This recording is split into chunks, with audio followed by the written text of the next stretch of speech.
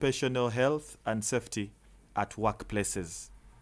Majority will ask, what then is meant to be done? What is my role? On the show, experts have made it to studio to share with us a bit of this and that surrounding how best you and I can promote a culture of occupational health and safety at the workplace. We do have in studio Mr. Andrew Nahabwe. He's a technical director at the Center for Occupational Safety and Health, Uganda Limited. You're welcome, Andrew. Thank you so much, Kent. As you have heard, listeners, good morning. My name is Andrew Nahabwe, an occupational health and safety specialist and technical director at Center for Occupational Safety and Health, Uganda Limited. Okay. You're very much welcome. We also have in studio Mr. Nkonge Douglas, who is a Commissioner, Occupational Safety and Health at the Ministry of Labor, Gender and Social Development. You're very much welcome, Mr. Nkonge. Thank you, Kent. I'm also very much delighted to be in the UBC studios, and I look forward to an interactive discussion. Wow. Of course, it's not going to be an agenda imbalanced kind of talk show. We shall be as well joined by Mademoiselle Maria Nkalubo, who is the Principal Operations Officer, Emergency Medical Services Department at the Ministry of Health. But that will be happening over a phone call, as of course she's had a little bit of hold-ups keeping her from physically making it to studio. Well, like you've heard, we are talking occupational health and safety at workplaces. It's quite an interesting discussion when you hear about it, and many might actually shift it from the usual to perhaps entities like, I don't have safety boots, I don't have a helmet, I don't have gloves, and so much in that kind of category or categorization. But perhaps to bring it to the knowledge of the listener, to bring it to the knowledge of the Ugandan listening. Remember, we are coming to you live on UBC West Nile, that is 98 FM. We are live on UBC Magic 100 FM. We are also live on UBC Butebo. You can get us live UBC Butebo in Mbale, 96.9 FM, and Wireless in Soroti on 98.4 FM. Remember, UBC Radio is available to you in Kampala on 98 FM, that is 98.0 FM, 97.4 FM in Arua, and 99.4 FM in Lira. You're very much welcome. And as well, I can see we are streaming live on YouTube. So, gentlemen, perhaps for clarity's sake, when the whole phrase comes through, occupational health and safety at workplaces, what should one think?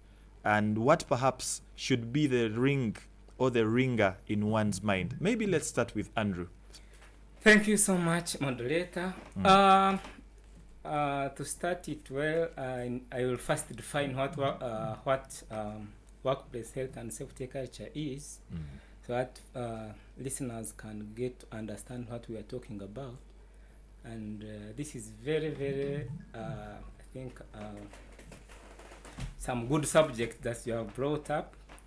And workplace health and safety culture is basically an organizational culture where high level of important that when someone comes to workplace, he feels safe and valued.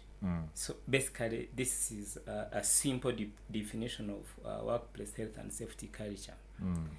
Yes, and when we talk of workplace health and safety culture, it's important that for organizations, it's important that the top management is very, very critical in this, and it's important that the top management has a lot of commitment to safety, because unlike different organizations where you find safety is perhaps for people that are or we can call them line staff. You find the line staff are the ones being involved in health and safety, and maybe the executive director doesn't even want to know much about that. They do it for compliance, but not for building that culture. And then it means the results won't be good when the top management is not committed. Yes. So when it comes to workplace safety culture, it means the top management should be wholly involved and committed. Then the involvement of the staff is also important. Yeah. Then seamless communication can't be ignored.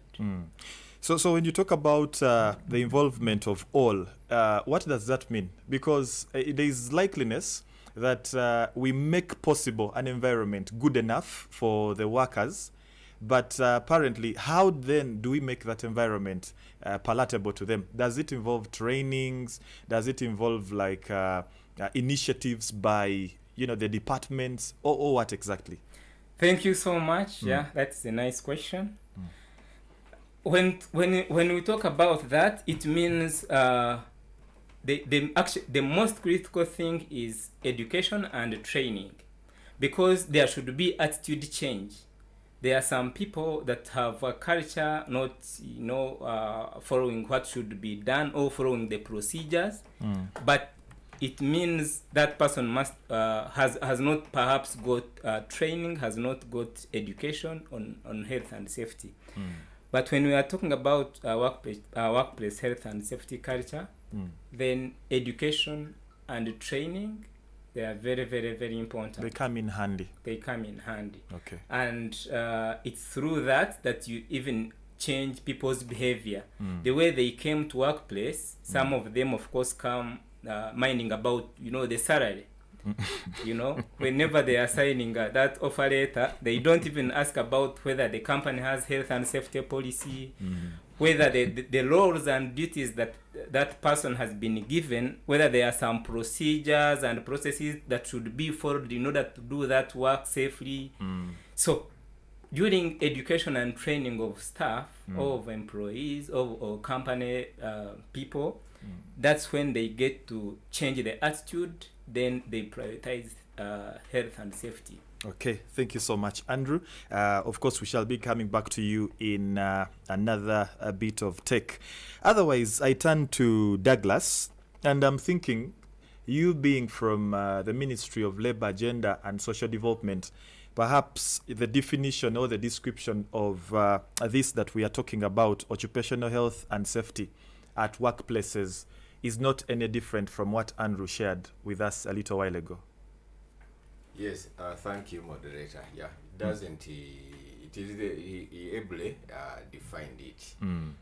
Maybe what I can add on is that the bottom line is that work we do should not make us get injured or diseased or become sick. Because of that one shouldn't have. That is the bottom line. Okay. And really we should strive to achieving that, because we spend most of our adult working life at work. Because now, especially now, those who work in town, you leave home these days far much early. Others at 6, others maybe before 6, and you go back maybe at 8 or after 7. So you can imagine you have spent almost 10 hours or more than 10 at the work. Yeah. Because if I'm bringing, there's another law which is called Workers' Compensation Act. That one it defines that workers. It defines that when after you have left your home, even along the way, that law takes it that you are at work. Yes. So if you get any injury or you get diseased along the way, that will be an occupational issue. Douglas, just put a pause. I want to believe you've not peeped onto my notebook, because at that time before you mentioned that, I put something down saying, what if a person left left home for work? Does that as well include, or rather, is it included as a working time? But you just mentioned it. Yeah. Please continue. Yeah, if you got an injury along the way, there is that law defines what is a direct route. If you are known that you are from Chitezi, and Chitezi you go through Mperero, and then you reach UBC, and you along that way, whether coming or going back, you get an injury, then you are if it is a attracts compensation, then UBC is supposed to compensate you. But if you got that injury, maybe in Kasanga or Kawanda, that will not be a direct route, because you would have diverted a route. Okay. So that's why I brought in that one, just to remind ourselves that we spend much of our time at work, and we should strive to work in a safe and healthy working environment, because that's where we are most of the time. So really that is very important. And I don't know how what was your question, if you can remind me? No, it was basically an aspect of is the definition any different, and Okay. yes, any different from what Andrew shared as per the Ministry of Gender, Labour and Social Development. Yeah, I concur with Andrew's definition. Yeah, and really we should take safety and health as very important, because you earn a living. I mean, you are working for your own good and the family and the others and the nation. Now, if you are to get injured or diseased, first of all, some of these are there, and then chronic, others are acute. So, but that time you spend maybe getting treatment, or you are given it 2 days off or 3 days off. First of all, the where you are working from, the company is losing, and you yourself, even the morale of the fellow employees, staff, fellow staff who might go down depending on how they rate. So really, Andy, we work to better our lives. Happiness is the ultimate goal. Yes, but now if you go, for example, the extremes, maybe even you losing a limb or what, you will never be as productive as you used to be. Douglas, before we probably get a connection to Maria online, I want to know, as per the Ministry of Labour, Gender and Social Development, does it then help to enforce the laws that see to it that such are implemented at the workplaces? For example, I am assuming I fall sick today, and maybe it's an insurance cover that I need to cover me. Who implements that on behalf of the law that the ministry has come up with for such to happen? Thank you. It is the employer. In this case, if you take the example, it is the UBC now. But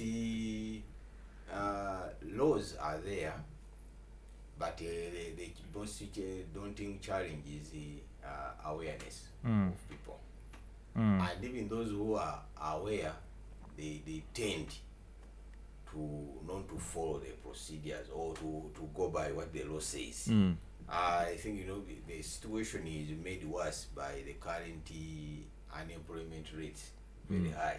Now that's a challenge, a big challenge. People tend to put work first, but their working condition is welfare is secondary.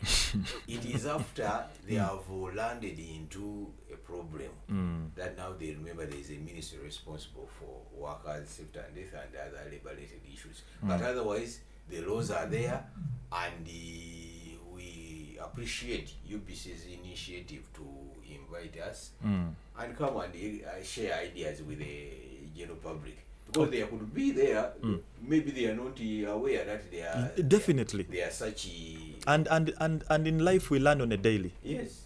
So they might not be aware that they have the government has put in place a regulatory framework to guard against their working conditions, bad working conditions. No, but now when we get this chance to come and We disseminate this information, yes, make it public. yes. Yes. So we are really appreciate UBC's initiative, and we shall always be available whenever called upon.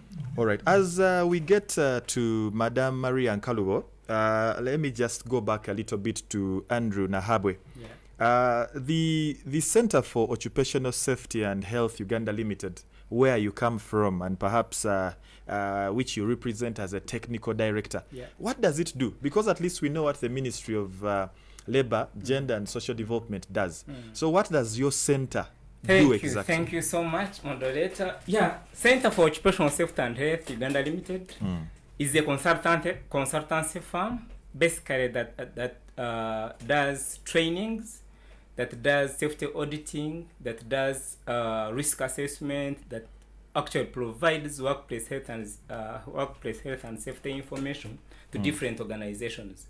So we help companies build workplaces that are safe, but also we train their staff and provide relevant information that could help them. And that also actually gets me back to what Mr. Douglas was talking about. Now, the challenge here has been, of course, awareness. Whereas there are laws, for example, we base ourselves on Occupational Health and Safety Act of 2006. That one splits well the roles and responsibility of employer and employee. But these are kept somewhere, and of course, somehow they are not implemented. And those that is the information that would be helping even the people. Yes. Even when a staff gets a problem at the workplace, doesn't know that there is that law. So it doesn't know that, for example, if I get this problem, then I should take this route. We are conducting some trainings, and someone asked a question relevant to what we were talking about compensation. That now, if I'm coming from home and I get a problem, how will, for example, employer know that indeed I got a problem while I was coming to work, not in my other, businesses? Yes. And it's because most of the companies don't do investigation. For example, whenever there is an accident, even if it is a near miss, we expect the investigation to be done. When it gets done, that's when you get the real information. Yes. That actually should take you to the next level. But when accidents happen in different organizations, they don't investigate. They tend to say, after all, it has already happened. And that means if you don't investigate, you don't know the root cause or the surface cause, and it is likely to happen again. Yes. But when you investigate, then you get to know the preventive measures. Then you put in place the measures that can stop that thing from occurring again.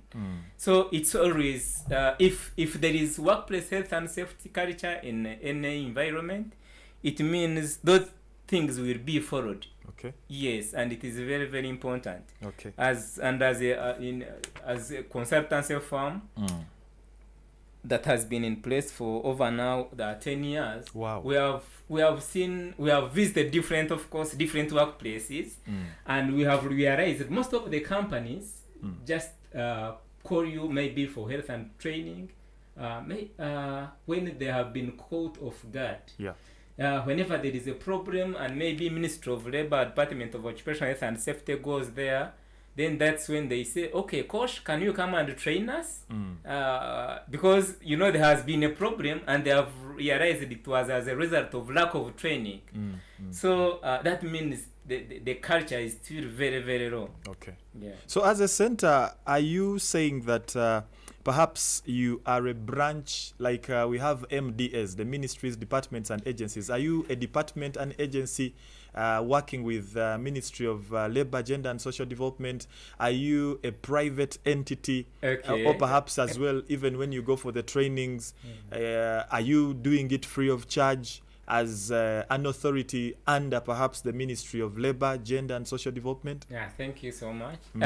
This is a private company. It's a private consultancy firm, but it is a center because anything to do with occupational health and safety, you can get all these services from our company. So it's COSH. We normally call it COSH in a short form. Center for Occupational Safety and Health Uganda Limited is a private company. COSH. Yes. It's close to cash. It's close to cash. Those are your. But when culture, in safety, you don't expect cash. Yeah. You don't. Okay. Yes. Quite interesting. My producer is trying to make the connection successful for us to get a hold of Madame Maria Nkalubo from the Ministry of Health, and so in a little while we shall have that happening. But perhaps as we do make that connection happen, I'll switch back to Mr. Douglas Nkonge. By the way, just for purposes of reintroducing my guests and to you, Andrew, who just was on the microphone a few seconds ago, is a technical director at the Center for Occupational Safety and Health Uganda Limited. You must have heard him explaining a little bit of what he does or what they do. And in studio still with me is Mr. Douglas Nkonge, a commissioner attached to the Occupational Safety and Health Department of the Ministry of Labor, Gender and Social Development. You have heard me speak about Maria Nkalubo. Well, she's a Principal Operations Officer, Emergency Medical Services Department, Ministry of Health. And of course, a little while to come, we shall be getting to hear from her. But as we do wait upon that moment, maybe we switch back to Mr. Douglas Nkonge. You see, these occupational health and safety measures we are making are most of the cases tailored or designed for specific health and safety risks or hazards. Which are some of those? Because if I may mention, it will be your prerogative to tell me I'm right or wrong. Currently, we are having red eye disease, disturbing many people at workplaces, schools, corporations like UBC, the ministries, in town. People are having red eye disease. I want to believe as they are occupied doing their work, it is a health hazard or perhaps a situation that falls into the category we are talking about. COVID-19, about 3 years ago, was quite a serious, I don't know how to put it, but I don't love saying anything good about COVID-19. But anyway, look at as well situations, for example, in the line of good sanitation, when we want to do hygiene the best way possible. I'm sure you've gone to offices or workplaces where maybe an exercise of fumigation is ongoing and no one is wearing a mask. No one is wearing, in terms of we that are working, meaning to say, or perhaps as well those that are executing the cleaning exercise, none is wearing gloves, they are working with chemicals and things of the sort. I wonder, do those as well fall in that line? We as the journalists, we are working with machines that do emit radiations, you know? Those eventually become our problem at the occupational, area of execution. What amongst, well, if at all those are right anyway, which others do we have? Look at Kasasiro garbage collectors. No gloves, no nothing, no gumboots for the majority. They are working with garbage that is decomposing. The chemical composition is high. It is corrosive. And as delicate they are to the situation. Thank you, Anakin. Now, the issue should be when you are starting, you should have, the organization should have what we call a safety and health policy. Now, this is a commitment, and from the highest person in the organization, for example, MD or CEO, who signs it, and is a commitment to that organization is way they handle safety and health. For example, if you are, they can say that we at UBC, we are committed to having a safe and health working environment by doing this and this and this and this. So he mentioned, my colleague here mentioned about the risk assessments and the other things. Now, after you have committed yourself to this safety and health, then you come up with a safety and health management program, or how are you going to implement that policy? Now, that policy is where you will have now several things that you lay out down. That maybe when an employee is being recruited, he goes through induction. Now, among those the induction he goes through is also safety and health induction. This is our safety culture, or if it has developed, this is how we do things. Now, the risk assessment he mentioned.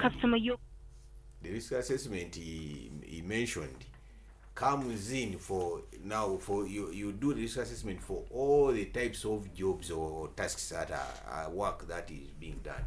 If it is UBC, the journalists in the studio. Mr. Douglas, just to pause, we let's gladly welcome Madame Maria. She's now available with us online. And Madame Maria, please hang in as Douglas makes the submission. We are getting to you in a bit. Okay. Okay. Yes, Douglas. Yeah. So if we have done the risk assessment, we will inform you what type of tasks or jobs, what are the risks and hazards inherent in that job. Okay. If you are a journalist collecting information news in the field, what are the likely hazards you are likely to face with? Yes. If you are moving on a motorcycle, what are the risks? If you are maybe collecting news in a road crowd, what are the hazards there? Yeah. So, and then you come up with the mitigation measures. If it is the technical people who are dealing with the machines in the studios, and then what are the likely hazards and what are the mitigation measures? All that. Are those documented? Are they all documented, perhaps under the ministry that you represent? Yes, if you read the law, the law is first of all, the law pronounced itself, it is a bit wide, but we go down and come up with regulations. Okay.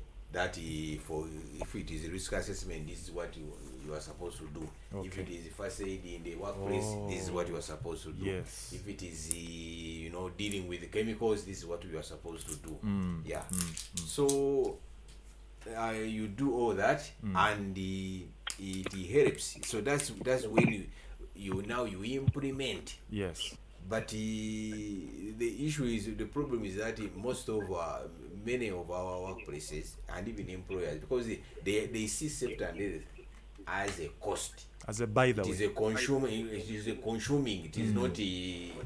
And at that, it's a by the way. Yeah. It's not a primary, but secondary. They don't want to put resources there because they see it as a consumptive sort of discipline. Okay. But you are dealing with people's health. Yes. You are dealing with people who are they remember those factors of production in the olden days. Labor. Yeah. It's because a big factor. Without labor, you are not your entity is not going to produce what you need. All right. Thank you, Mr. Douglas Nkonge. We need to put a pause at we the men being the ones whose voice is heard, so we can have a feminine voice on the program today. Just in case you're falling in right now, this is UBC Ground Zero program, this day, Saturday the 20th of April, 2024.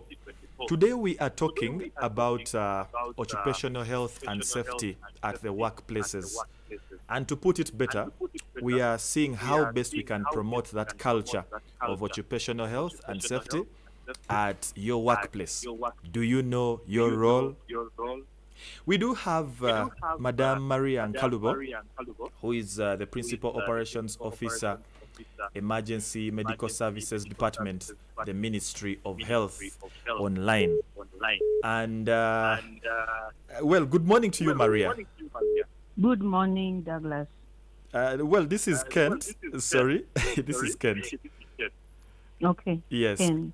We hope you had a good night.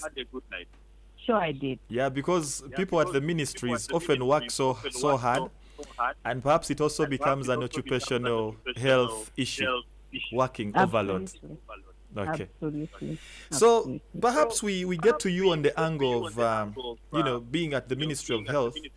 We wonder the approach Ministry of Health has taken to seeing to it that there is successful campaigns of occupational health and safety at workplaces. Okay. Thank you so much. I've already introduced my Principal Operations Officer in the Department of Emergency Medical Services at Ministry of Health.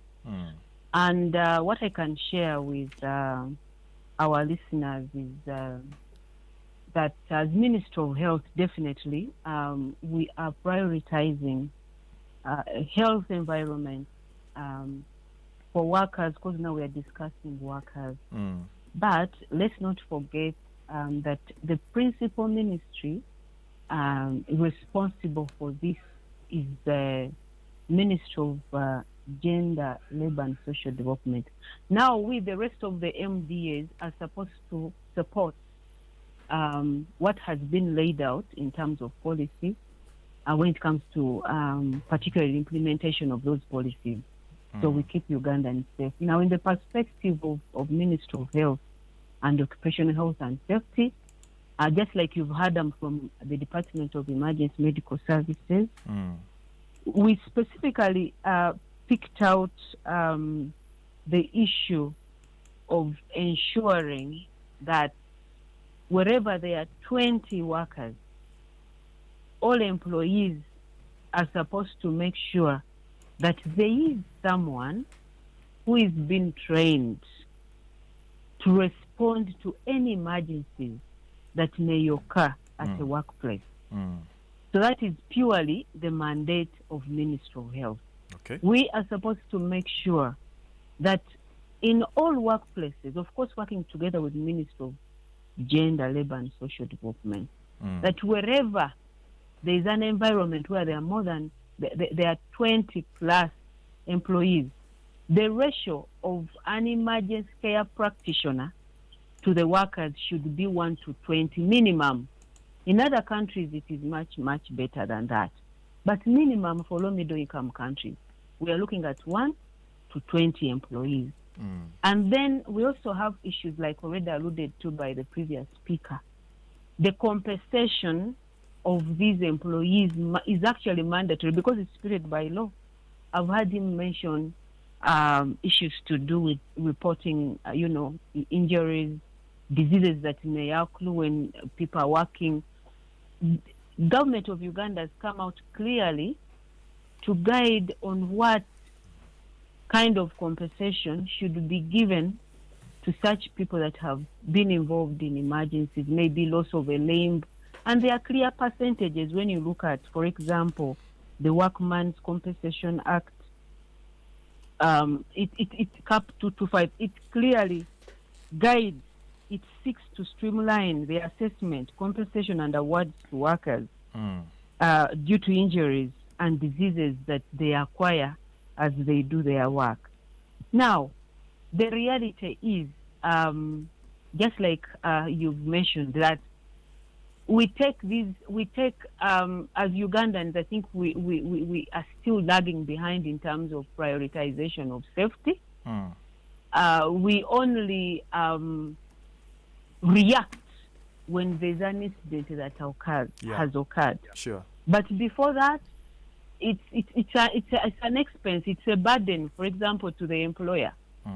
We've had to try to convince in my previous employment before I joined the government, because that's why implementation occurs, because this side we are mainly into policy. But I've been at implementation level where we tried and they are still trying, the colleagues that I left, they are trying to convince the public that let's have people trained, for example, in first aid. We have stipulated it in our strategic plan, the National Emergency Medical Services Strategic Plan. It is also clearly stipulated in the National Emergency Medical Services Policy that was passed by His Excellency in 2021. September. So we are struggling, everyone else is struggling to convince people that it is mandatory. It's not something that you need to debate about. Wherever you are, in whatever situation you are in, you are supposed to be trained, for example, in first aid, such that we don't wait to compensate, because compensation is much more expensive than an investment in training, in capacity building, just to avoid emergencies. Just like we say, prevention is better than cure. Prevention is better than cure. So capacity building of people at household level, that's what the strategic plan is saying. We are trying to say, let us train, let us build, we call it a group, a population. We build a population that is safety conscious. Because when someone is, for example, trained in first aid, they also become safety conscious. They know what may occur of their careless actions, for example, in a work environment, or unintended actions, dangerous actions. They will become much more conscious about their life. They will become much more conscious about other people's lives. So it's a journey, and probably what we also need to do is to see how we work much more closely with Ministry of Gender, so we can enforce this particular issue of first aid training as one of the prerequisites of setting up a safe environment in workplaces. So Maria, as you spoke, something came into my mind because I was trying to visit within my head places I've been to, the markets, construction sites, looking at showers where maybe fishermen and women are, operating. Are these as well part of such programs, or perhaps these programs are majorly for MDAs? This is for everyone. Just like I mentioned, at household level, because these issues for example, in the house, leave alone the lakeside you're talking about, leave alone the marketplaces, but even your own house, you have an employee. You have an employee there. Yes. You must be having an employee. These girls that we are keeping in the house, the house helps. The house helps. I didn't want to use the word house helps. Yeah, it's okay. It's okay. Right, starting from the basics, there is all need to be a safe environment for everyone. Then you go to the road. As you move to the road, on the road going to your workplace, there are employees there. These taxmen, the border cyclists that we use, the transport system itself. Then you go up, for example, you're going to the market, the women that are seated on the stalls. Everyone else is prone to an emergency or health-related emergency that requires us to beef up safety in a workplace environment or in whatever environment we are in. So it doesn't exclude anyone. It's not about ministries, departments, and agencies. It's not about corporate. It starts right from the household. Okay. For one that is listening in, perhaps you're wondering what it is we are talking about. We are talking about how we can promote a culture of occupational health and safety at our workplaces. And from what has been shared so far, to maybe put it in an abstract for you, the listener, occupational safety and health is the science of the anticipation, the recognition, the evaluation, and the control of hazards that arise in or from the workplace that could impair the health and well-being of workers. Of course, taking into account the possible impact on the surrounding communities and the general environment. Madam Maria, there is, of course, the big talk of when I'm at a workplace, there is a first aid box, there is an exit route for maybe a fire or an emergency.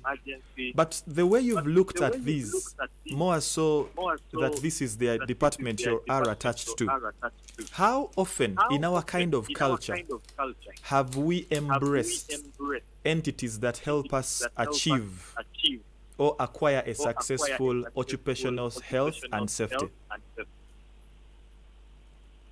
I think that's a very good question, but my response to that is I think if I'm to quantify or to qualify not necessarily quantified, but a general perspective. Are we Ugandans actually taking these things serious?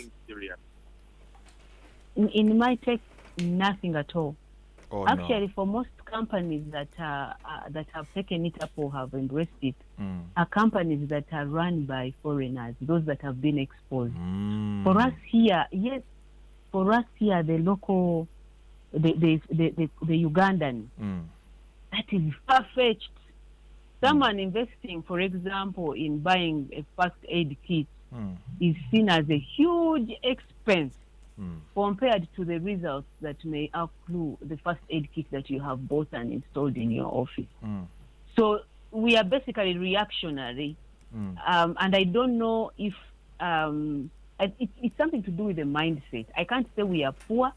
I can't. Yes, there's poverty, but at the level at which we are and at the rate at which the country is growing, definitely we are getting to where our president is always pointing to. So the issue is the mindset. It's not even just about poverty, because we can afford, for example, Uganda is one of those countries that is reported to be the highest consumers of alcohol. Someone can afford, I was told some people can afford to spend 20 million shillings in a bar.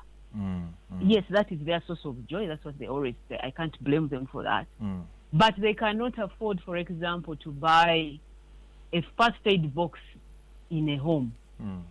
They can't, which is roughly the basic of the basic is like 200,000. So we are still grappling with mindset issues, and the problem is far beyond poverty. Because even for those that can afford, look at it as the last resort, buying a safety kit for themselves or buying a safety kit for the workplace. So that is my take. We are doing badly. Okay. In other words. And perhaps before I turn yet again to the gentleman, I want to share with you a bit of an observation I made at a place I was yesterday after I was told that this is what we would be discussing today. One of the places I went to had signage of silence, be mindful of our neighbors. Another one simply had safer work, better lives. And it had a bit of diagrams that directed at what one should do and how they should do. While it's the last place I went to, because I visited 3, had elements of messages on their perimeter walls. Follow safety procedures, don't take shortcuts, get first aid training, be alert on the job, take regular breaks, be vigilant, to mention but a few. How, Madam Maria, how easy is it to acquire these components in terms of pricing and taxation? Because I'm also trying to look at a situation of someone at a busy, let's say, the oil wells in the western Uganda, the Albertine region. A worker there should have probably safety boots, safety gloves, should have ear, that is soundproof headsets, a helmet, and maybe an acid-proof overall. How easy is it to get these gadgets in terms of the price tags and then the taxation policy? Have we revised it so we can easily import them or perhaps manufacture them? Yes, absolutely. Access to protective gears. The globe is open. You can access them wherever you can, even if we don't have them here in Uganda. If someone wakes up and they are really serious about the lives of the people they are employing or the lives of their families, definitely they would access them. It's now becoming a global village. You wake up in the morning, you don't even need to go to China, you don't need to go to Japan. you wake up and get whatever you want at any one point. So there is no such a thing as an excuse. Of course, the best thing would be, or to make it easier, just like the president is always saying, we need to have these items manufactured here. We need to grow our manufacturing base, our manufacturing capacity, so we're able to access them much more easily than importing them, but it's also beneficial to the country anyway economically. So even as we wait for us to get to that level, I know we're already getting there. Some of these gumboots are manufactured here. There's some small items that are manufactured here. Some safety shoes are done here. But as we grow, as we move away from where we are in terms of manufacturing capacity, someone cannot put it as an excuse that I failed to secure the safety of my employees because locally we can't manufacture. It's a global village. These items can be got wherever they can be got. The issue of taxation is coming up, yes, but taxes are a must, whether we want or not. Economically, a country cannot, our country here, there's no single country that thrives without taxes. The source of, the biggest source of income to government is normally from taxes. So as businessmen or businesswomen, this is something that we must, embrace and accept and see how we can reform our business dynamic such that we make these products available to the people at the time when they need it. Okay. All right, that is Maria Nkalubo. She's the Principal Operations Officer, Emergency Medical Services Department, Ministry of Health. I'll be getting back to you, Madam Maria, but stay online as you continue following what's happening this other side of studio. Now, gentlemen, I know you might have thought and said, but Madam is speaking, what of us? You people spoke first, so I don't want to. Anyway, on a lighter note that was, I received a message earlier on, and I want to get quick comments from both of you before we can get into a break and perhaps the second part of UBC Ground Zero, where we shall look at the role of the listener out there, the role I have, the role you have, the role Maria has in ensuring a culture of occupational health and safety at the workplace. The message I got was, Kent, are you aware that most government buildings don't have fire extinguishers? In any case, how many Ugandans can ably operate fire extinguishers? This is actually from senior correspondent, one of our mentors. He's a mentor to me as well, Henry Baguma, and he's a senior reporter, UBC Radio. He's moved to these places, so when he makes such an observation, or perhaps such a notification, he's made a core observation. Yeah. Andrew. Yeah, thank you so much. That was a nice question and comment indeed. One, what we need to know is that we need to be honest and say, also the government, the ministries, the agencies have failed also to be exemplary. Whereas, for example, Ministry of Labor will go maybe try to enforce some laws maybe in different companies. But when you look at the different organizations, different actually government agencies, government ministries, when you talk about health and safety, actually for them, I think the private is better than them. Yeah, in terms of health and safety. This one I'm saying it as a consultant because I've been in all these. Now, of course, and when you look at visit any ministry, ask them about maybe their emergency preparedness plan or manual. They will not get it. Ask them about health and safety policy. They will not show it to you. Ask them someone in charge of health and safety. They will not have one. Ask them about maybe safety committee for that for that ministry. They will not. They will not show. They will not be having it. Ask them about the last. Actually, the last time they did risk assessment for their workplace. They will not have. They will not have that one. You can as well ask them when the records for injuries, for accidents, they will not be having them. But It's a very big challenge. Okay. Because we would expect them to be exemplary. Now, Kent and the rest of listeners, you need to know that when in occupational health and safety, we are basically looking at prevention. Yes. Prevention is what we look at. That's why I'm saying, if, for example, we got 5% of the funds that go to maybe Ministry of Health, I'm giving an example, and you get that 5% and it goes to maybe Ministry of Gender, Labour and Social Development, the Department of Occupational Health and Safety, to do awareness. Yes. The diseases will reduce, I'm telling you. Because most of the diseases that people have are as a result of the work they do. But they are not, they are not, there is no awareness that has been done. Most of the diseases that we actually contract are as a result of the food we eat. When you go and visit one of the hotels, the big hotels here in Uganda. And please don't mention. I will not.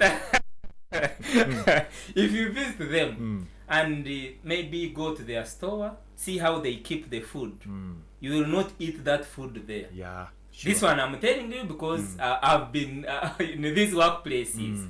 You will not eat that food there. So meanwhile, you've been to those places that you've observed. Yeah. What did you do about it as a center for this kind of implementation? Thank you so much. Now, as I told you, Center is a Center for Occupational Safety and Health is a consultancy firm. So we normally go to different workplaces. You advise accordingly. We advise. When you call Kosh to come and do a risk assessment or safety auditing for UBC, we shall come, conduct a risk assessment for your workplace. We provide a report, and the report contains recommendations, what should be done. But when people look at the recommendations, they will look at it as cost. Yeah. But not until someone gets an accident and is compensated to maybe 300 millions or 200 millions. That's when they start to wake up. We have a client who lost a lot of money in his company, about $10 million because of fire. I was about to say 10 million is very little money, but that is US. when you tagged US dollar. Now, when that incident happened, that's when they called. They say, you know what can we do? We need to train our staff. We need to do risk assessment. We need to do this. Yeah. But even if you say, okay, training will cost you maybe 5 million. They will look at it as a cost, but they forget how much they have lost in the fire incident. Yes. When we are talking about hazards, we are talking about anything that has potential to cause harm. Okay. It could be your computer that you are using. It could be the chair you are using. It could be anything, as long as it has a potential to cause harm. Okay. But when people don't have this information, then it is very, very hard now to build a culture. All right. Yes.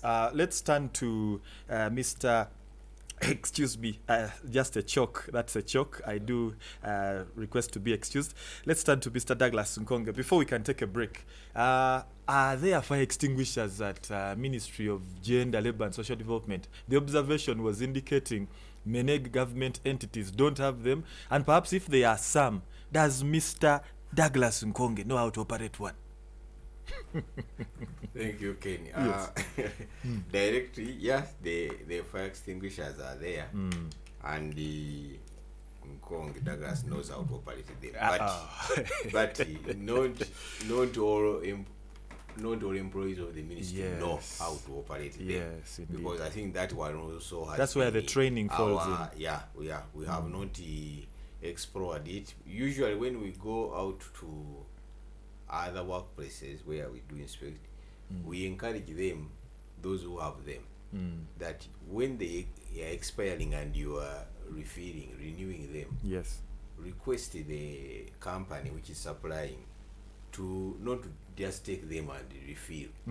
Otherwise, how sure are you that even they refill? Yes. You can just remove the tag and put a new tag. Put a seal. So a different since seal. you paid for this money, let them do a demonstration outside there for the workers to have a feel of how about in case there was a fire, how do I remove this fire extinguisher, if it is this portable one, pressurized from the wherever it is hanged. How do I break the seal? Where do I aim? And at what distance? You demonstrate. Yes. But unfortunately, very few people really are good going by that. But also there's the issue of attitude. We really do, I think Madam, the lady from emergency medicine, Maria mentioned it. I think the big problem, I think, is the attitude. Okay. And we are thinking of now coming up with a program. By the way, we are writing a policy. We had written one which was has taken over by time. Yes. Now we are writing a new policy, and implementation of that policy. We are putting in provisions for massive awareness raising, right from the beginning, from the Grassroots, yes. school and what have you, From family, nursery, yes. nursery, we shall be partnering with the Cultural and Development Center.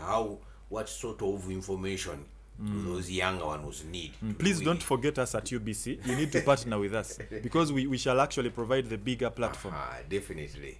I'll share with you the marketing manager's number. Okay. So those are some of because we have seen changing someone's mind who is already grown up, Kenny. Is not so easy, but with the other small one, yes, will come with those. Will grow up being safety conscious, yes, and whatever they tell him or her, she will easily adopt and adapt to. Sure. All right, this is UBC Ground Zero, and we now take a break. But of course, when we return, you need to be finding out what your role is, what your role must be. What do you need to do to achieve this culture we are talking about? A wonderful, successful culture in line with occupational health and safety at your workplace. We return in a break. This is Ground Zero Season 2. Stay tuned. We shall be right back. The Education Forum program. Education Forum, a platform for trends and developments in the education sector. We are your reference and reliable source of information. The Education Forum, right here on UBC Radio, inspiring Uganda. A family is a group of one or more parents and their children living together as a unit. Sometimes, this unit extends beyond the nuclear family to include relatives and grandparents. Every Tuesday night at 10:15 p.m., UBC Radio brings you The Family, a radio show that navigates through family affairs for peace, harmony, and unity. Here on UBC Radio, inspiring Uganda.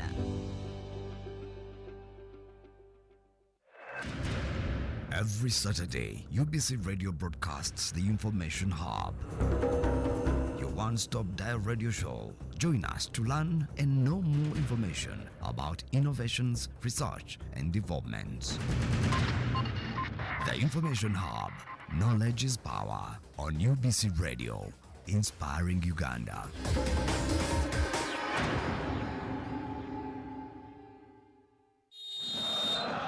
It's the Bundesliga, German football league at its best. They've got the support of the crowd right behind them even before the game starts.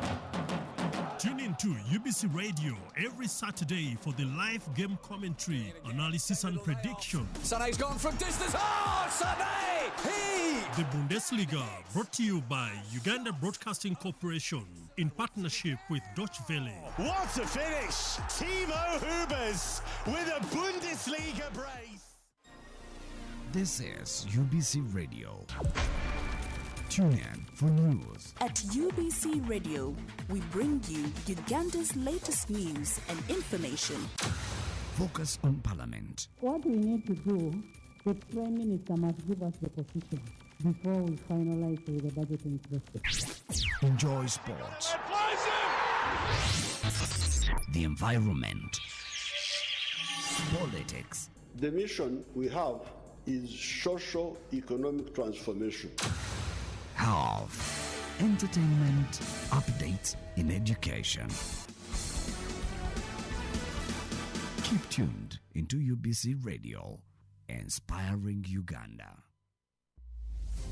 Welcome back. Ground Zero Season 2 continues.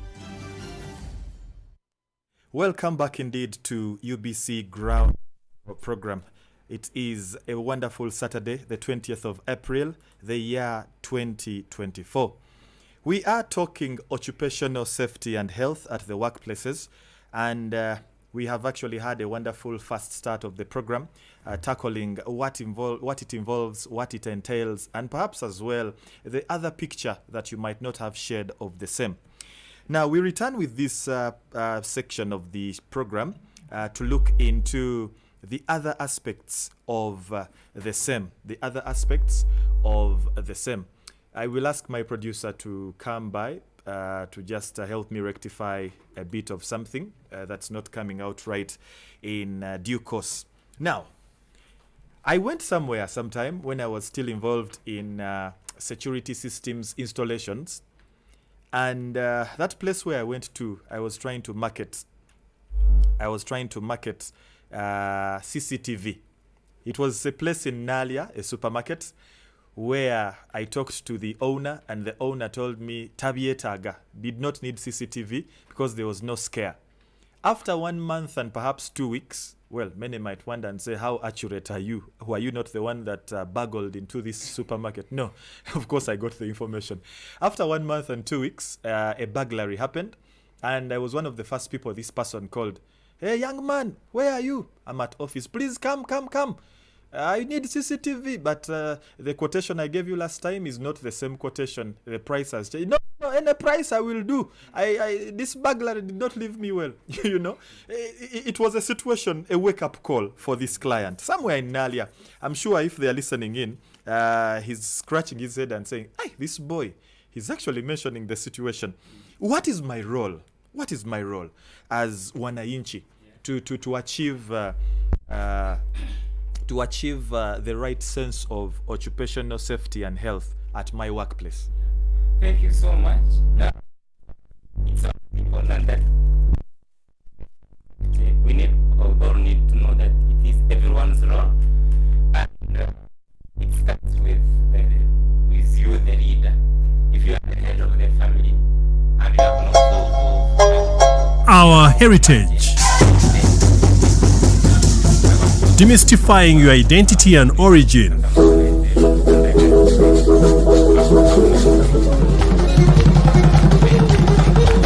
Through culture, religion, and traditional lineage. This is our heritage on UBC Radio, inspiring Uganda.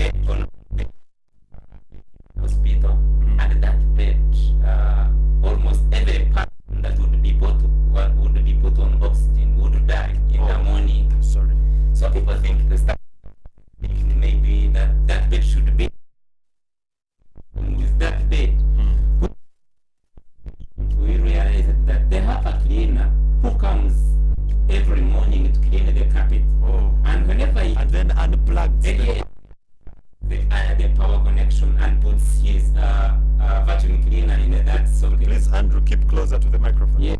So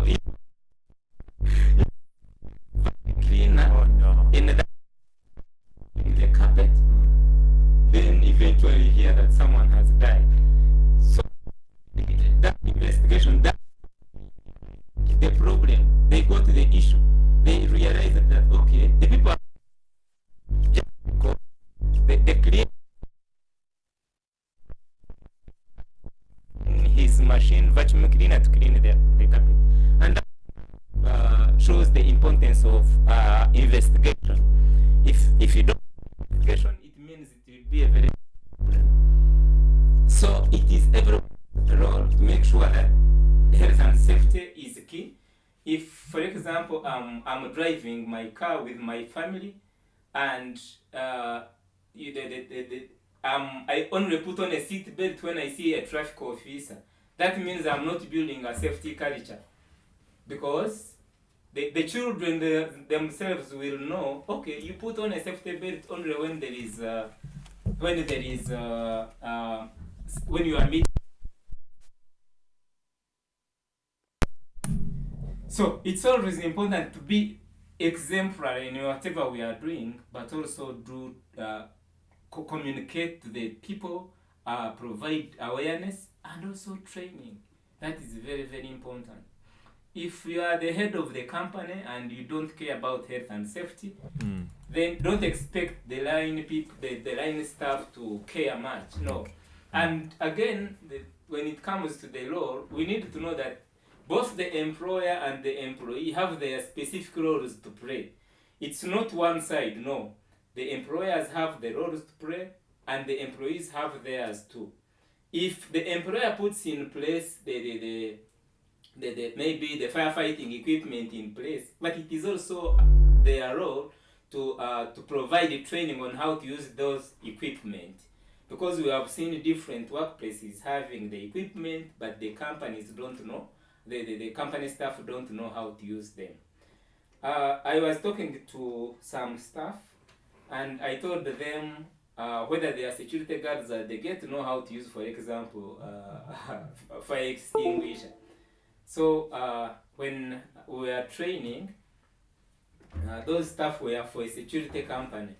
So as I was training them, because I wanted to bring it as an example, when I entered the gate, the security guard gave me a book to register my name and the vehicle number. When I registered my name and my contact, the contact I just put there 07, and I stopped there because I wanted to test the observation skills. So when during the training, I called I told the security guard that was at the gate, I told them, okay, go and call someone who has parked that vehicle there. Vehicle number, registration number, this. So she went to the book, the register. She couldn't find she couldn't find the contact number for the person that has driven in that vehicle, because I had not put the full.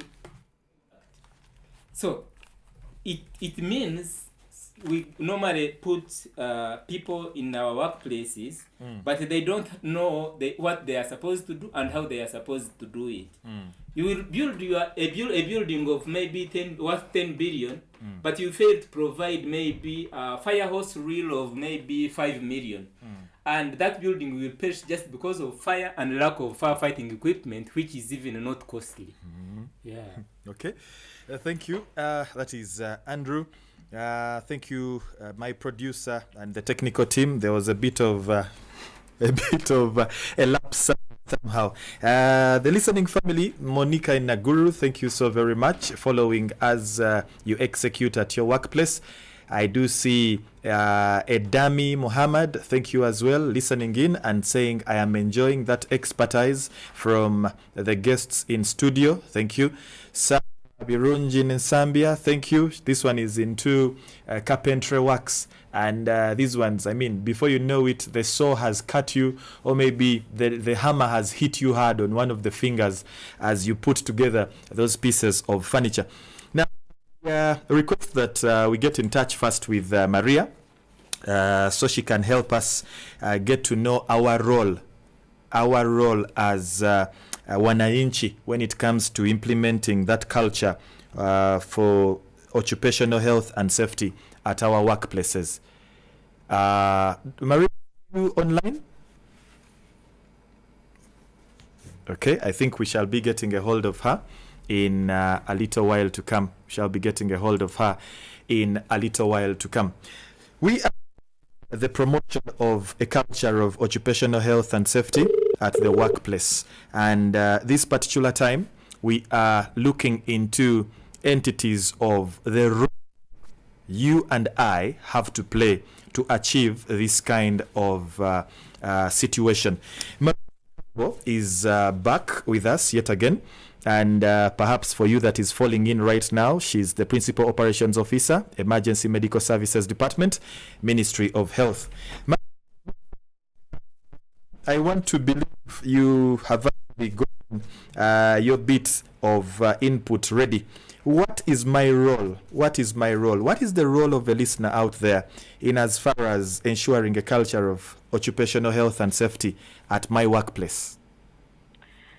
Thank you, Kent. The role of the listener, your role as Kent, my role as Maria, is to demand for a safety environment, to demand for what is supposed to keep me safe and healthy as I serve, than keeping quiet. Because most Ugandans, still because of the mindset and because of ignorance of the law, they think safety is charity. It is an offer by the employer. No, it is mandatory. So you, the listener there, your role is to demand for a safety environment. For example, I already mentioned issues to do with having first aiders at the workplace, having first aid kits at the workplace, having a calm environment. So this is your responsibility as an employee, you, the listener, me, Kent there, the moderator, to make sure that we remind our employees of what our right is. It is a right. So whatever they are giving, or if they take us for first aid training, or if they give us a first aid kit, because I'm now alluding to what I do as an emergency care practitioner, yes, it's not charity. It's a right of every single Ugandan to serve in a safe environment. So always demand for what is yours. It is mandatory for that employer to make sure that you're safe as you serve.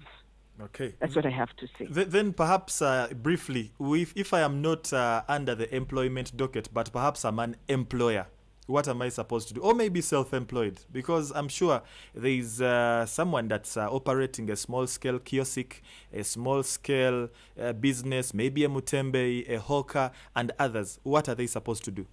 Because in the other case, you demand, but then in this case, I am the one, I am me, I am myself, I am the authority at my workplace. What do I do? Okay, now this is a different category.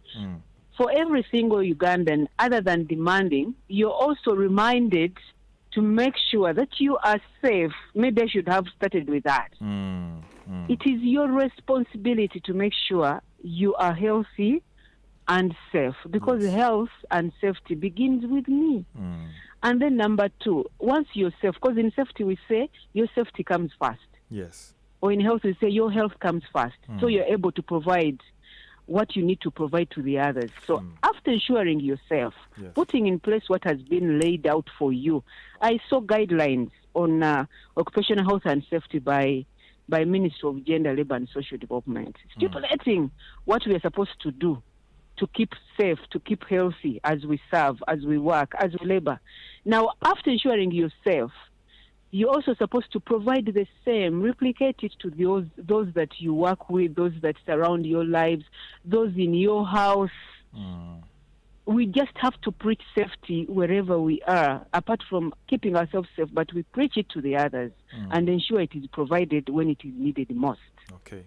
That's what I have to say. Okay, thank you so much, Sarah. And perhaps at this particular juncture, let me, before we can actually get to hear from the listening family, get in touch with Mr. Mr. Douglas Nkonge. When I say get in touch, it sounds like we actually having him not present in studio. Mr. Douglas Nkonge, what is my role? Is it any different from what Sarah has said? Is it any different from what Andrew submitted? Thank you, Kent. Sarah and Andrew, they have submitted very well. That is, as I surrounded it, safety starts with you, the individual.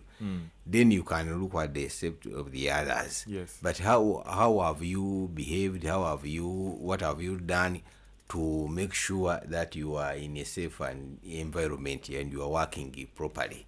So really, the first thing is to do is that you put your own safety as a high priority. And then also for those who have authorities who are being who are workers, then if the employer has put in place provisions for safeguarding your working environment, then please go ahead and use whatever has been provided or whatever has been put in place. If there are rules and regulations, follow them. Yes. For example, now that example Andrew gave, where the cleaner was unplugging an oxygen machine and then plugging, that was already not following operational procedures. How can you just unplug without even inquiring from the people on ward? For clarity's sake, this socket? For clarity's sake, he's following operational procedures of using his machine, but little to him is the knowledge of the fact that he's disconnecting a life as he tries to make a cleaner environment. Yeah, Yes. so he ought to have done more than that. Maybe Or by asking perhaps the the supervisor, facility- where do I Or plug? even maybe the facility has less, sockets for plugging into, for tapping of electricity. Yeah, maybe. And maybe to interject, if there were good procedures, for example, when people use machines, there is a program called lockout tagout program. They can perhaps borrow some leaf and say, for example, whenever this machine is in this socket, you can put kind of a tag, or you can put kind of a signage showing that please do not unplug. Okay, that would help. That would help. But where there is no that culture, then you don't expect such to happen. Sarah is getting a little busy, or rather Maria, but I am going to request that she gives us her final input so that we can let her loose. There is an assignment that has fallen in for her, so she cannot be with us for the rest of the show. So Maria, Madam Maria, I am back to you, Madam Maria. Well, I think there's a bit of a hold up, but I'm going to be getting in touch with her. Okay. Let's perhaps get into another look at these bits of the trainings, the workshops, first aid boxes. How much have we actually gotten serious about these? Have we done the trainings as a ministry, the line ministry? Have you done enough? Thank you. We have done enough. We have not done enough. Yes, we have done within our means, but maybe as the biggest issue now is compliance. Compliance on the part of the duty holders is really a very big challenge. Many of our workplaces, some of our workplaces, they do. Andrew might tell you, they do. For example, those who are haphazard approach. Yeah, and those who are really want, maybe there's a wave of being ISO certified. When they want to get ISO certification, that's when they do the training, because the ISO certification requires that you have a file. If you have a training file, it is well documented. You train on this and this and this. So after that, they do it for the purpose of getting that. Mere formalities. Yes. Okay. Some of them. Others now, what we have seen now, what the wave now, what is it? All those who are, because the oil field is very much regulated in regards to safety and health. Now, whether you are going there as a subcontractor or to supply food or whatever, you need to have safety and health systems in place. Now you see that even people now who are going to bid, companies that are going to bid for those jobs, now they tend to have their house in order regarding safety and health. So But on the other, generally compliance is very low. As from the beginning, I told that people still are viewing safety and health as a cost. Just it is consumptive. You don't get out of it. They just see things that are turn out money, physical money. I put in 100 million. I've got 150 back. But this one is a hidden sort of hidden benefit which you get. It is not so direct like that. But as we know that having a safe and healthy working population or workers, when they are safe and they are working, they are more productive, and eventually your company will get benefits out of it. Andrew, let me come to you because I think Maria is getting held up. I don't know why the name Sarah is coming my way. It needs to be investigated. Why Sarah? Of course, we need to do an investigation. But a quick one. Yeah. Because I want to open the phone line to the listening family. By the way, just in case you're out there and you wish to take part or perhaps ask a query of sorts, the number to call us on is 0776 511 426. And that is going to be happening in a very short while. Now, quickly, I want to know, what should a soldier do? Andrew, what should a police officer do? Let's look at people in security. Someone in private security, we often call them the guards, the askaris. What should they do to ensure occupational health and safety is their kind of thing or their kind of tech? Okay. Just be brief. Just be brief. Thank you so much. Just highlight us so they can know what to do. Thank you so much. First of all, it's important that they basically know where they are going to provide security service to.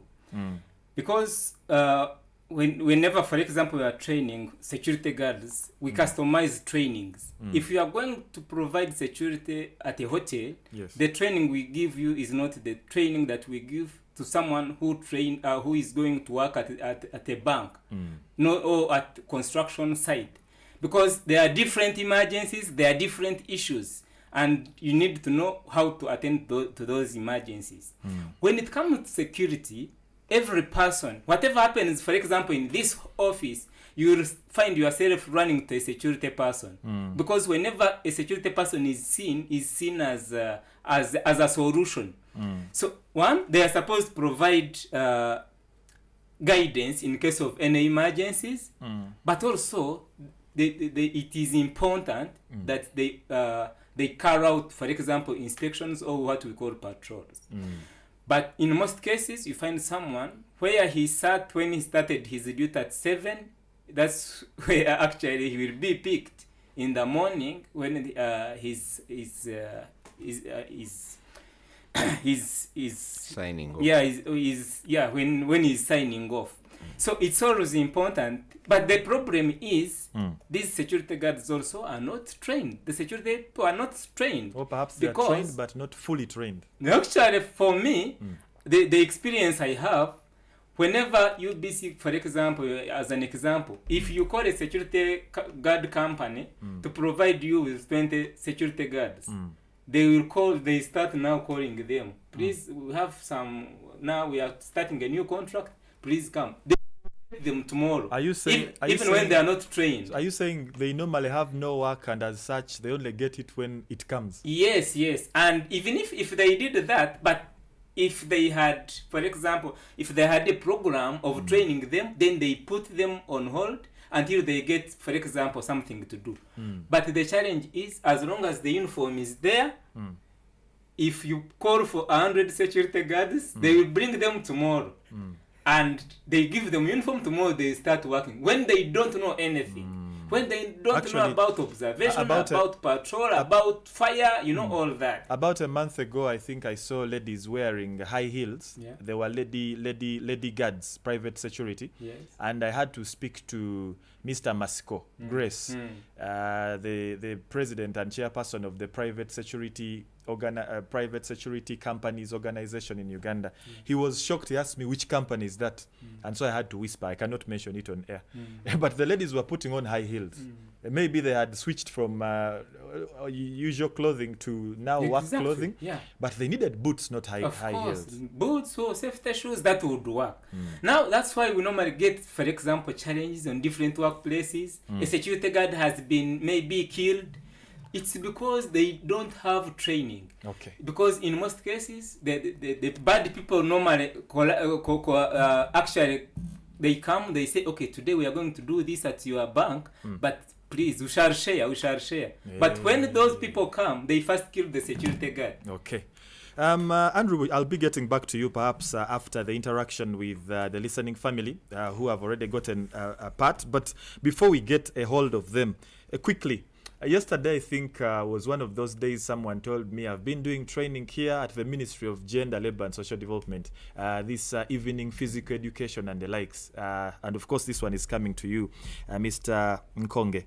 I mean, even a person, let's now look at it in the line of sports. You've seen people, sportsmen, but they are not donning sportswear. The shoes they are wearing are probably for a very different sport. And in case of any kind of incident or accident, they could actually break a bone, that is, get a fracture or get a dislocation. I don't know. What advice would you give to a sportsman? Because their workplace is that sports environment where they actually do the warm-ups, the running, as well as the real activity. What advice would you give a sportsman and a woman in line with their workplace, their occupational health and safety? Yes, for every work you do, you should firstly evaluate the inherent hazards and how to control them. Come up with the control measures. So if it is what attire do I need, what are the tools do I need to accomplish this task or this work, and then you will see that is safety. In fact, I've seen border people wearing slippers. Yet it's supposed to be boots, even by the traffic law. It's supposed to be shoes, covered shoes. Yes. And even more than that, because now, for example, those who work at night, or when it is a bit cold, cool, you know, when you are riding and then it is knuckles are open, exposed. That coldness will enter through these bones, but it won't affect you there and then. It might affect you after 5 years. Even the knees, they're supposed to have these knee pads, you know, so that when they are riding, the coldness does not enter. Because these are spots where it can enter, and then eventually after 5 years, you become developing occupational diseases which you cannot trace immediately. I will beg that, gentlemen, you get a hold of your pens or maybe pencils, because I'm opening the phone line right about now. Madame Maria Nkalubo has actually gone out of reach because of an assignment I told us she's attending to. It's an emergency that has befallen her, so she's supposed to be attending to it, so we cannot be with her till the end of the show. But caller, please let us know your name, your location, and then make your submission. UBC Radio, Ground Zero. Juma, 2024 from the first roundabout in town. Yeah, you're welcome, Juma. Privileged to have you today, and we appreciate you for serving the nation. Thank you. Well, to me, it's very, very, very vital to honor the topic. We thank you this year again. At work, it's a challenge, and it will continue being a challenge if the following are not addressed properly. Response team, quick response team. If Ministry of Labour and Gender and Social Development would create their own response team in case of accident happens somewhere, inclusively, personally, or members. Okay. We are seeing getting nasty injuries at workplace in the absence of their boss, when the boss maybe is not around. The man is not well trained to handle some of casualties. He's always there. So, maybe just money for border to take these workers to the health centers or to the hospital. Now, teams organize themselves. Okay. And it's Juma, bottom line, a response team is needed. Maybe they actually have it, and then a hotline so we can report such emergencies at the workplace. Yes.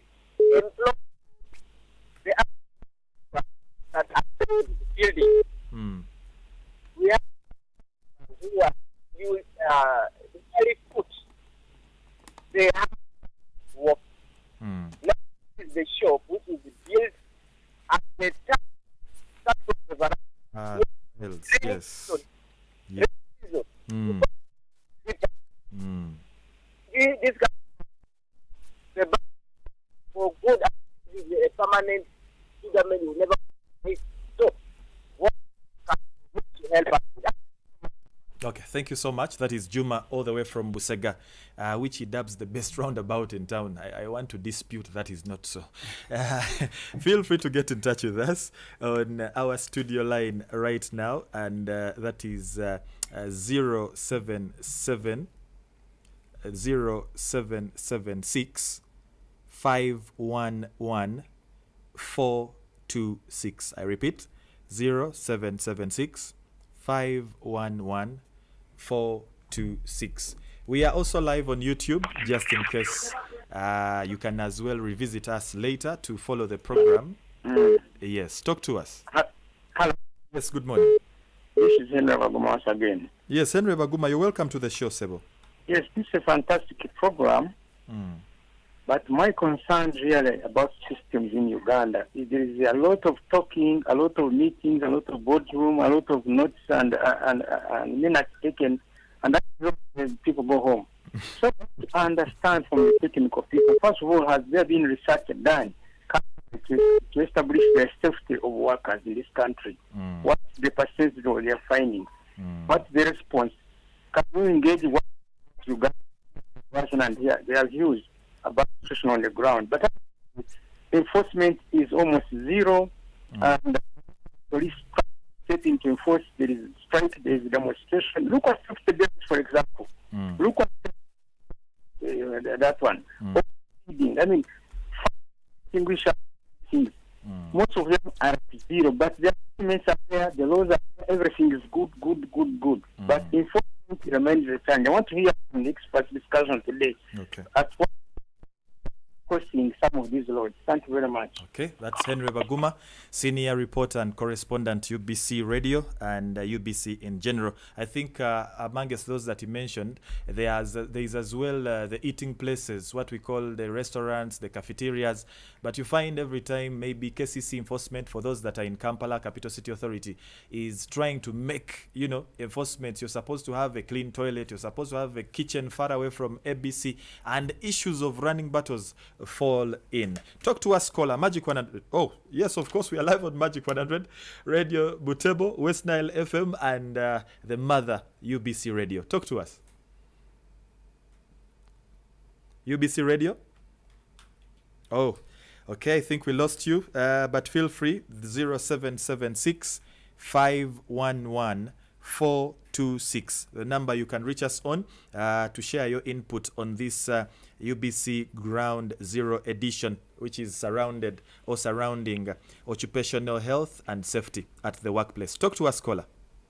Yes. Good morning to you, Sebo. Yes, morning. Yes. This is me, Mike, from Muni. From? Muni, yes. Yes. What about the thank you. Marie.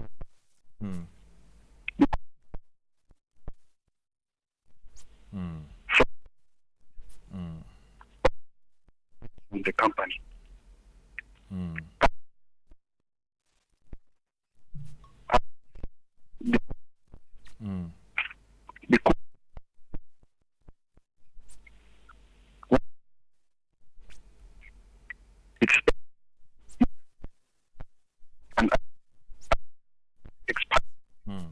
And plus as well maybe spirit.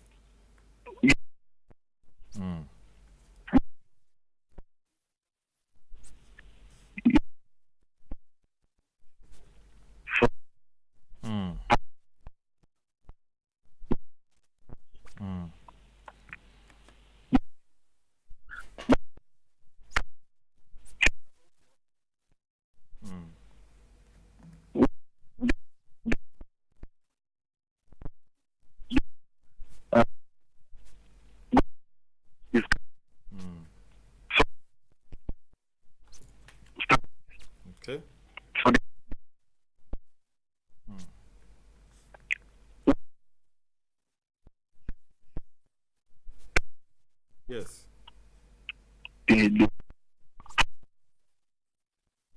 Okay, we are going to share with you how best you can have your wars so you can be helped at that kind of...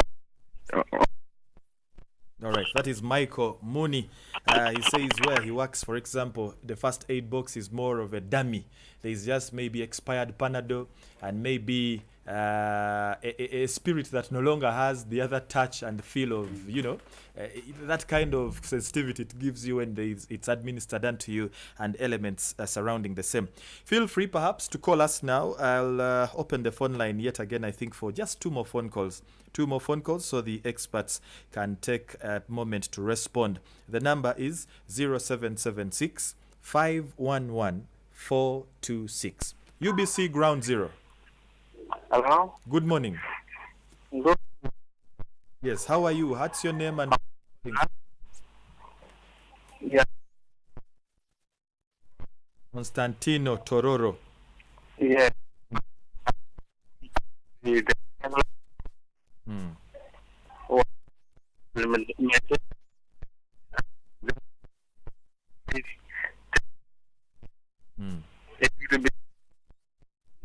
Implement.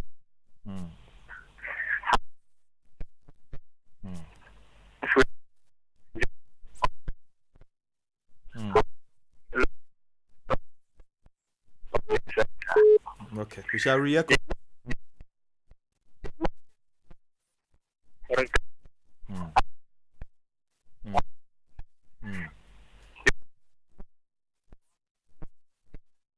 Yes.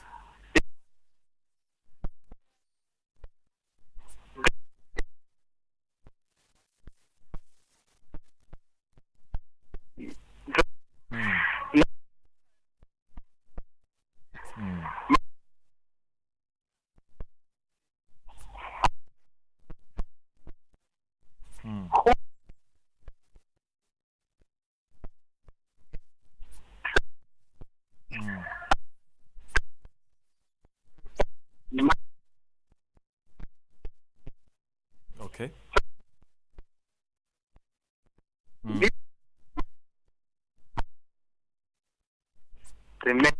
With it.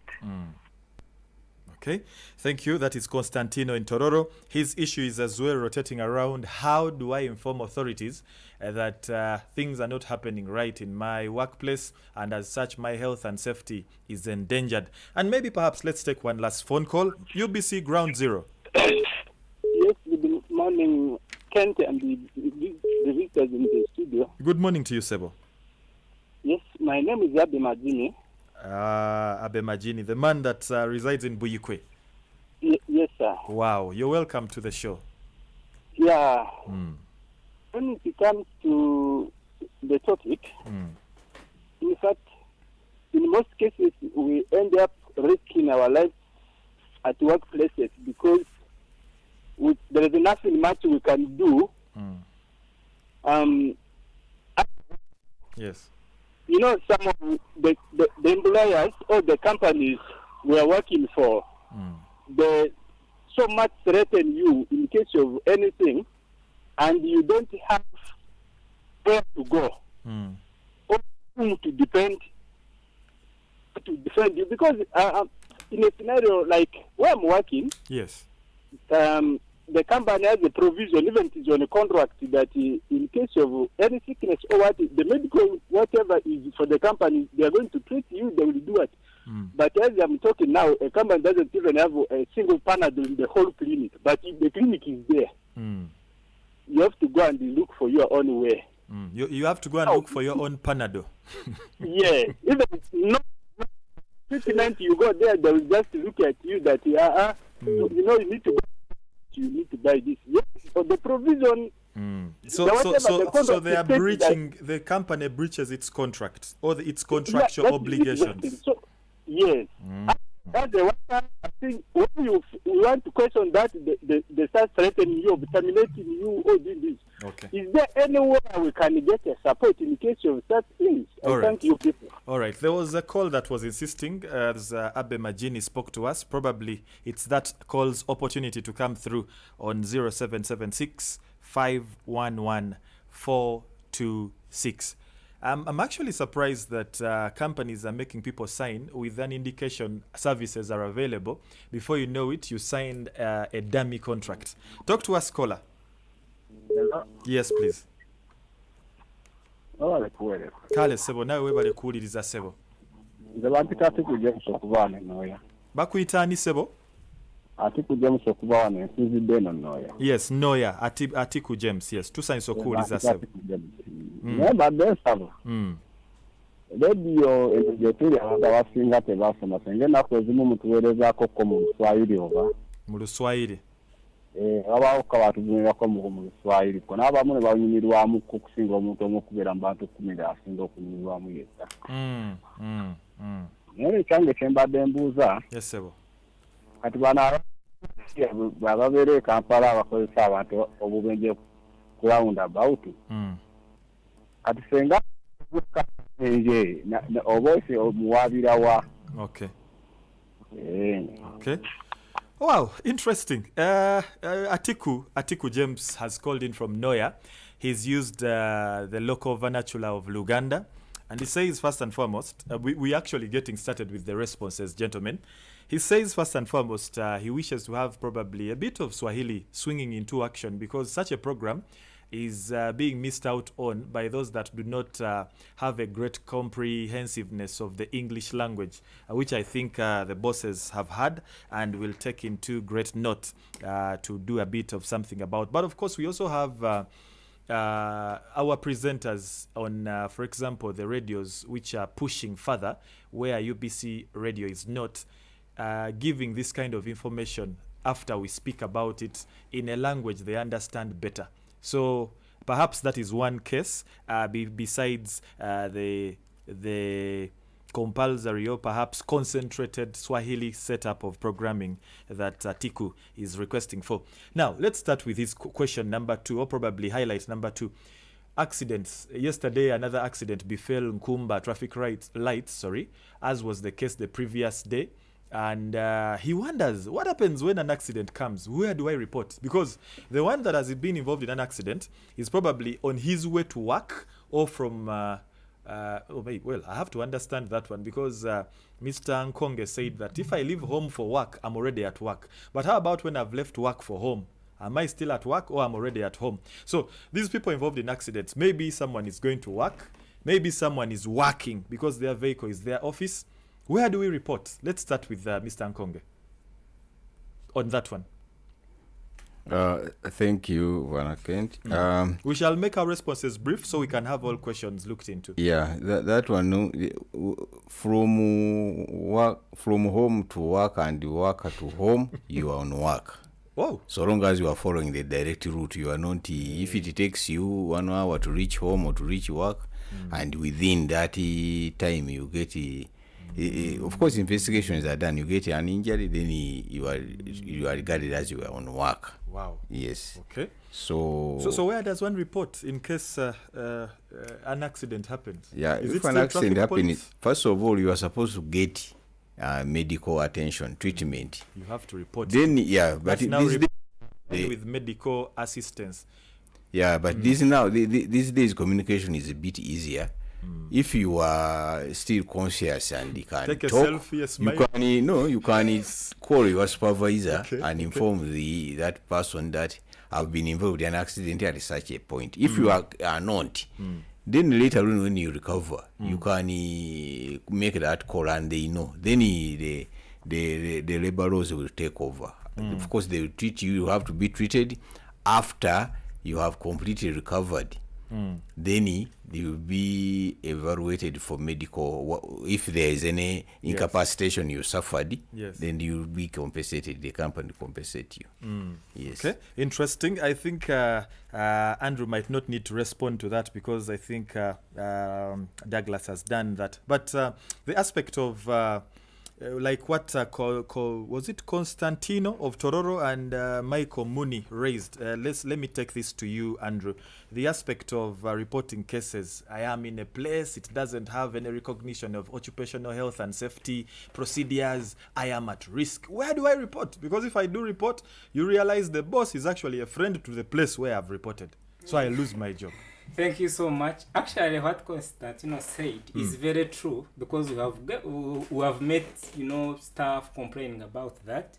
Whenever they report any issue, yes, they tend to think that this guy is maybe doesn't want to work. Lugezi. We call it Lugezi. Big-headedness. Yes.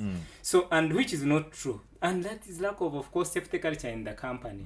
Ideally, these issues should be reported, even if you saw any unsafe act or unsafe condition. To whom? Reported to whom? That's what we want. You should report to the supervisor. Yes, but you should report to the supervisor. Which supervisor? In case, if, for example, there are issues that they have failed to attend to, the company has failed to attend to, that's why we have Ministry of Labor. Yes, and actually, even on district headquarters, there are also labor officers. Of course, they can actually help. And there are some cases where they have helped for sure. We are hoping for the hotline later, because someone asked for it, and perhaps a response team. Actually, in the same regard, Juma, who was the first caller, and this is now going to Douglas, was asking about a provision of a hotline, and in aspects of maybe environments that are a little so delicate, maybe signage, for example, where tiles are so slippery and the likes, and then also asked, do we have a response team when things of this sort befall us from Ministry of Labor, Gender and Social Development?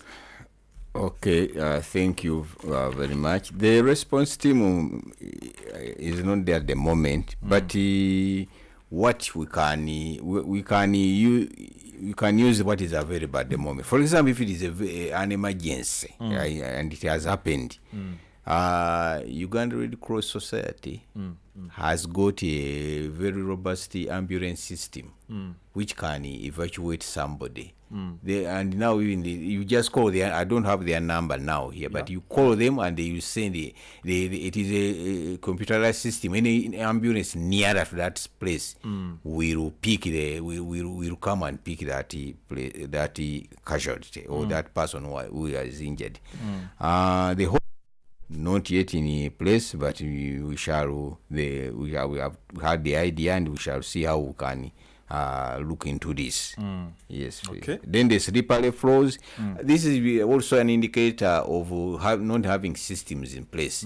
Because if you have a system in place and you have a policy, you know that when you put those signs, wet floor, take care. And sometimes, this is on a light note, it comes a bit, I'm making it sarcastic though, it comes a little funny, because it is women at work, but the signage has men at work. Yeah, we shall now be, we shall encourage to be gender sensitive. We are fighting something as a country. Yes. Okay.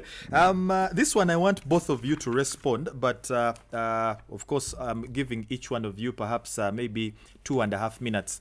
Henry Baguma did call in, and he said a lot of talking, a lot of meetings, a lot of boardrooms, a lot of minutes are actually what curtails this whole bit of occupational health and safety.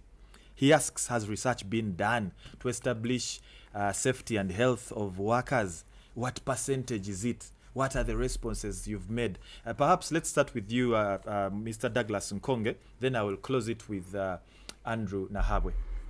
Thank you. There is some research which has been done by students, basically in the building industry and in the health services sector. I don't have the information here. I mean the facts with me here, but they were pointing at a situation which is really wanting. We need to do a lot to improve on this. Then what I can join to that is that we are, as I told you, we are revising a policy, and we are going to come up to commission a study to do an occupational safety and health profile for Uganda. That one will be very much informative. Yeah. And from that profile of the occupational safety in the country, we shall now come up with the intervention programs. Okay. How for the different sectors. Okay. Yes, please. Quite interesting.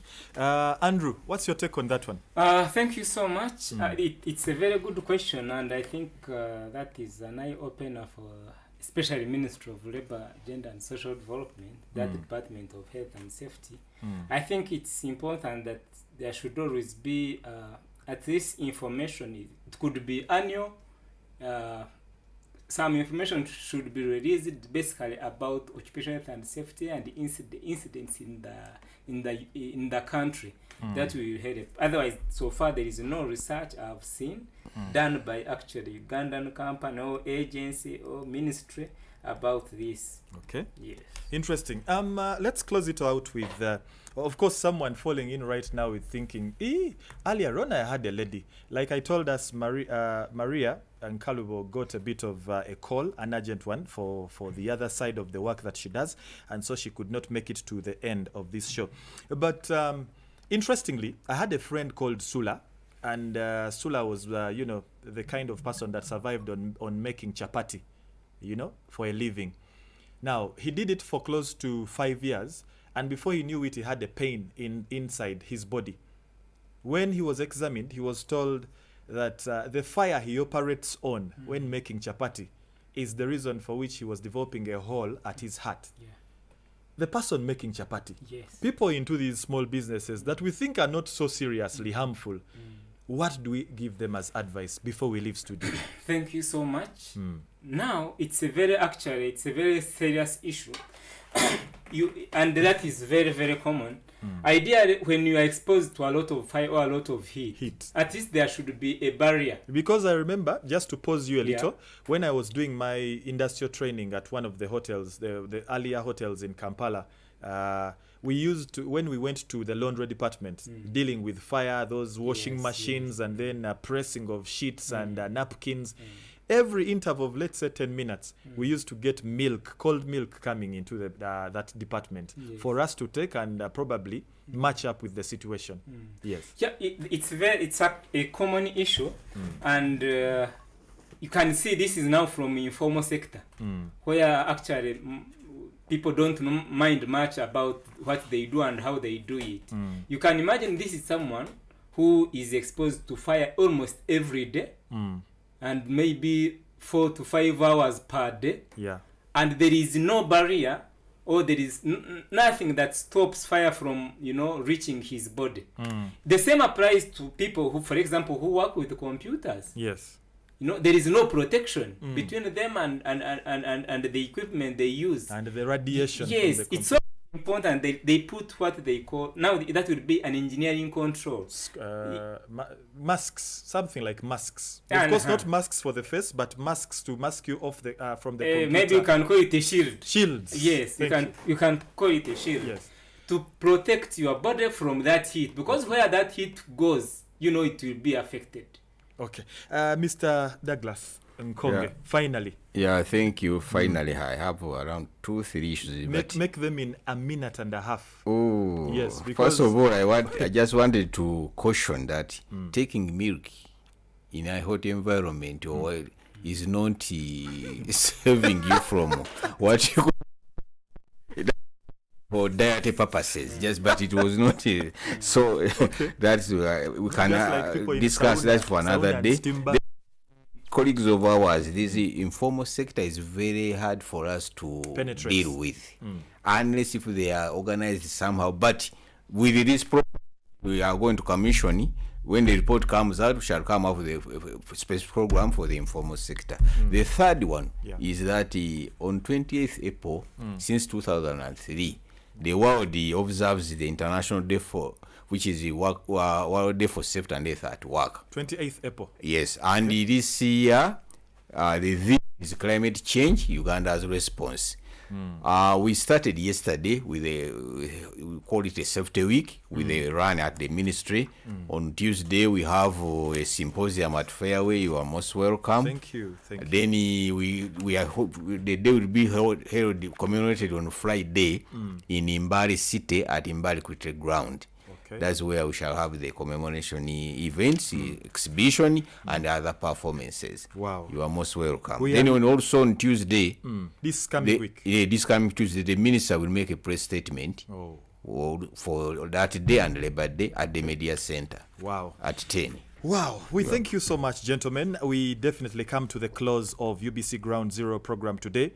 We know there is so much we could have talked about, but there is always another time, depending on how we set up.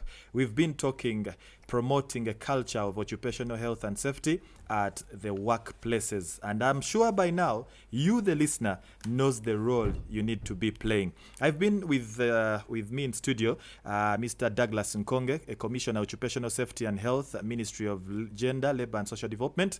We've been with Andrew Nahabwe, a Technical Director at the Center for Occupational Safety and Health, Uganda Limited, and Madame Maria Nkalubo, who was with us online. She's a Principal Operations Officer, Emergency Medical Services Department, Ministry of Health. My name is Kent, and of course this could not have come possible without you, the input of you, the listener, the MD, the DMD, the radio's manager, the station managers, the producers, the technicians with whom I've been with closely. It wouldn't have come to a success. We thank you and look forward to having you yet again on next Saturday's edition of UBC Ground Zero. God bless you.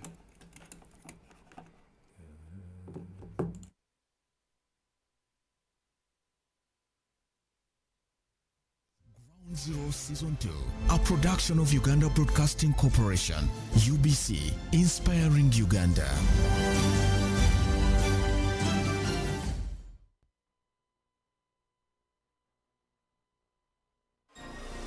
This is UBC Radio. Tune in for news. Discuss that one. UBC Radio. Of course, this We could bring not have you come possible Uganda's without latest you, news the and input of information. you, the listener. Focus on Parliament. What we need to do, the Prime Minister must give us the position before we finalize the budgeting process. Enjoy sports. The environment. Politics. The mission we have is socio-economic transformation. Health. Entertainment. Updates in education. Keep tuned into UBC Radio, inspiring Uganda. A family is a group of one or more parents and their children living together as a unit. Sometimes this unit extends beyond the nuclear family to include relatives and grandparents. Every Tuesday night at 10:15 p.m., UBC Radio brings you The Family, a radio